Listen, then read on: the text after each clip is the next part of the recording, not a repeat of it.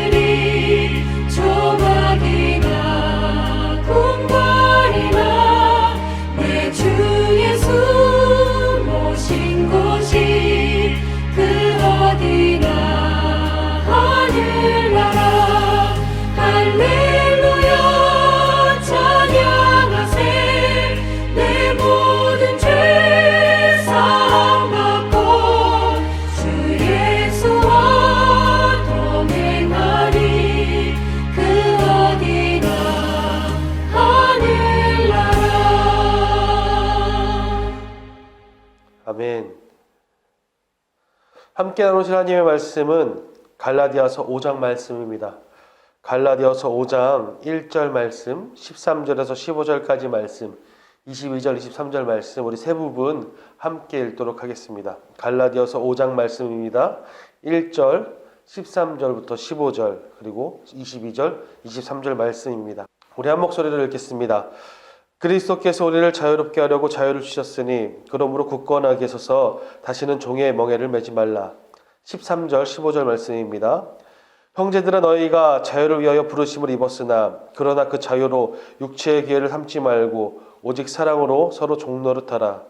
온 율법은 내 이웃 사랑하기를 내 자신같이 하라 하신 한 말씀에서 이루어졌나니 만일 서로 물고 먹으면 피차 멸망할까 조심하라. 22절 23절입니다.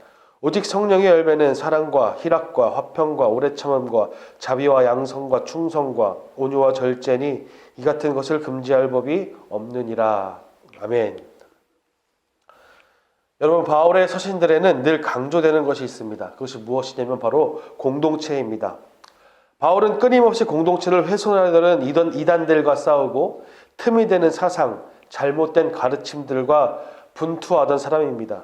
그렇다면 왜 바울은 끊임없이 공동체를 지키려 했을까요? 그것은 바로 이 공동체가 하나님의 나라를 나타내는 지표이기 때문에 그렇습니다. 더 나아가 공동체는 바로 예수 그리스도가 우리에게 주신 유산이기 때문에 그렇습니다. 예수 그리스도의 가르침, 그의 죽음과 부활로 세워진 것이 바로 이 공동체인 우리 교회입니다. 그러니 바울은 이 공동체를 지키는 수호자로서 평생 헌신했습니다. 더불어 이 공동체를 위하여서 자신의 생명을 조금도 아까운 것으로 여기지 않았던 사람이 바로 바울입니다. 그리고 이 예수의 유산을 세계 곳곳에 세우기 위하여서 평생을 달려갔던 그 사람들이 바로 제자들 바울입니다. 주님의 공동체된 이 영화교회가 바울이 끊임없이 지키려 했던 이 공동체가 하나님 나라의 복음으로 말미암아 예수 그리스도의 복음을 심장에 지님으로 말미암아 오늘도 이 세상의 어둠을 밝히시기를 소망합니다. 저도 여러분도 이 공동체를 지키는 수호자가 되기를 간절히 축복합니다. 갈라디아서의 문제는 대부분 율법 준수에 대한 문제였습니다.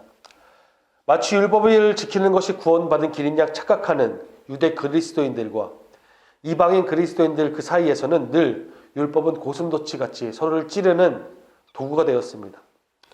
그러나 여러분, 예수 그리스도를 통하여 율법을 지키고 말고의 문제가 아니라 그것은 초월해야 될 문제인 것을 깨달으시길 바랍니다. 율법을 초월한다는 것은 율법을 버린다는 것이 아니라 그 율법보다 차원이 높고 고상한 삶이 있다는 것을 말합니다. 그러니 예수께서는 율법을 폐하시는 분이 아니라 율법을 완성하시는 분입니다. 그 가치가 바로 오늘 말씀에서 등장합니다. 1절 말씀 함께 보실까요? 1절입니다. 그리스도께서 우리를 자유롭게 하려고 자유를 주셨으니 그러므로 굳건하게 서서 다시는 종의 멍에를 매지 말라. 예수께서 우리를 어떻게 하셨다고요? 자유롭게 하셨습니다. 즉 하나님의 사랑으로 말미암아 성육신하신 예수 그리스도, 그의 죽음과 부활을 믿는 성도, 죄를 자백하며 예수 그리스도를 인생의 주인으로 모시고 살아가는 자들에겐 이전과 전혀 다른 새로운 신분이 허락됩니다. 바로 하나님의 자녀가 됩니다. 그러니 죄가 더 이상 우리를 주장하지 않습니다. 죄의 종, 죽음의 종이 아니라 하나님의 생명을 얻은 자유인이 됩니다. 특별히 로마 시민권을 가진 바울에게 이 자유의 개념은, 시민권의 개념은 더욱 의미가 깊습니다. 로마 시민권이 가지는 그 특별한 의무와 권리, 자유인보다 바로 차원이 높은 것이 하늘의 시민권이기 때문에 바울은 예수 안에 있을 때의 자유인이 된다고 말하는 것입니다.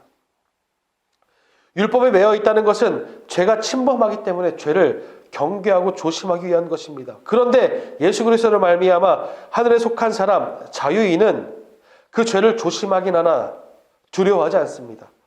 죄가 우리를 다스리지 않는다는 사실입니다. 우리가 죄범할 수 있으나 단번에 들이심 받은 예수 그리스도께서 우리를 용서하심을 믿고 우리가 그 앞으로 나아간다면, 용서의 자리로, 사랑의 자리로 나아간다면 우리는 용서받을 수 있는 의인이 됩니다. 만약 우리가 우리를 지배하는 죄로부터 구원받지 못한 상태라면 우리는 여전히 용서받지 못한 죄인으로 죽음을 맞이했을 것입니다. 그러나 예수께서 죽음을 이기시고 우리를 구원하셨습니다. 우리를 다스리는 것이 죄가 아닌 것을 깨달으시기 바랍니다. 죽음과 마귀의 권세가 아니라 오직 하나님이십니다. 그러니 우리는 이제 자유인입니다. 우리는 자유입니다. 하나님의 다스림 안에 있는 사람들입니다. 이것이 하나님 나라의 복음, 그것이 우리에게 가져다 준 놀라운 특권입니다. 우리를 구원하는 것, 우리가 죄의 종이 아니라는 것, 하나님의 사랑 안에 거하는 사람이 됐다는 것, 바로 이 복음 앞에 여러분 오늘도 서시길 바랍니다. 바울은 이 율법 안에서 율법으로 말미암아 분리되려는 갈라디아 공동체를 향해 다시 예수 그리스도가 완성하신 율법을 상기시킵니다. 다시 말씀드립니다. 예수 그리스도가 완성하신 율법 말입니다. 그 율법의 근원 정신을 공동체에 새깁니다. 오늘 14절 말씀 보실까요? 14절입니다. 온 율법은 내 이웃 사랑하기를 내 자신같이 하라 하신 한 말씀에서 이루어졌나니. 하나님을 사랑하고 이웃을 사랑하는 일, 그것이 바로 율법의 근원 정신, 예수께서 완성하신 율법의 근원 정신이라는 사실입니다. 13절 말씀입니다.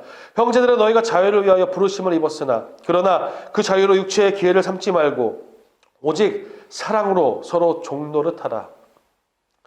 이것이 바로 하나님의 부르심입니다.